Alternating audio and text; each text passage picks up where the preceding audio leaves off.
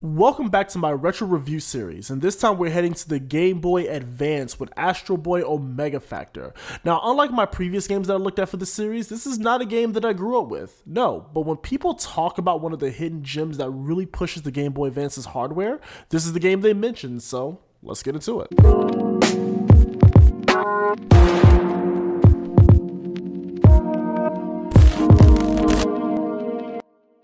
Astro Boy.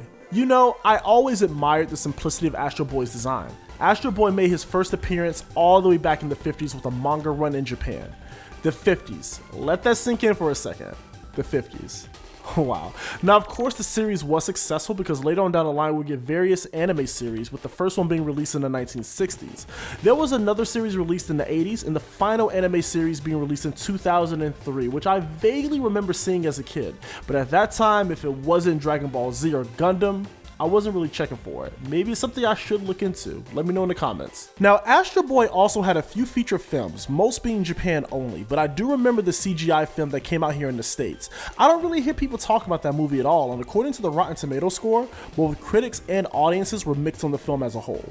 Now, in the video game space, there were a couple titles that came out on the Famicom and the Super Famicom, but those games would never see any sort of North America release. Eventually, in 2003 and 2004, SEGA would publish two games based on the Astro Boy franchise, one simply being titled Astro Boy, based loosely on the anime that came out in 2003 on the PS2. Never played this game myself, but it looks like it got some mediocre reviews, but it was developed by Sonic Team, so I guess that's something. Omega Factor was released on the Game Boy Advance in 2004 and was developed by Treasure in collaboration with Hitmaker. Treasure has an amazing track record, developing some of my favorite games like Gunstar Heroes on the Genesis, Sin and Punishment on the N64, and of course the classic, the arcade classic, Ikaruga. So the studio is known for their fast, over-the-top action shooter, so I knew I was in for a ride when I started this game. Omega Factor can be categorized as a 2D beat-em-up with elements of a shoot-em-up with the flying sections. The game is really frantic and can be awesome to look at and watch. Astro Boy has many moves at his disposal, and considering the limited buttons on the Game Boy Advance, the developers did a great job with using the buttons available to give Astro Boy a diverse moveset. Your main form of attack will be the punching action, which can lead into a 3-4 hit combo. When you push down on the directional pad with the attack button, Astro Boy will perform a kick that will send your enemies flying backwards as a result. You can damage other enemies behind the enemy you kicked. For a long range option, you have Astro Boy's trusty laser beam. This is great for tagging enemies from a distance and your main form of attack during the shoot 'em up stages.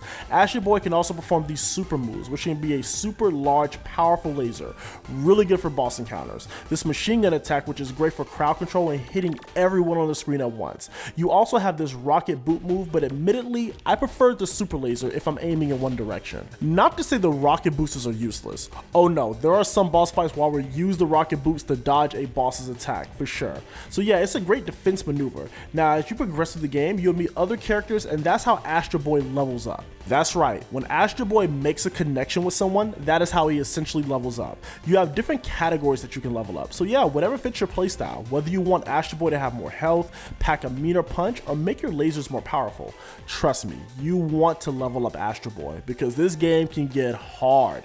I played this on the normal difficulty and had a hard time with some of these bosses. I mean, a serious hard time.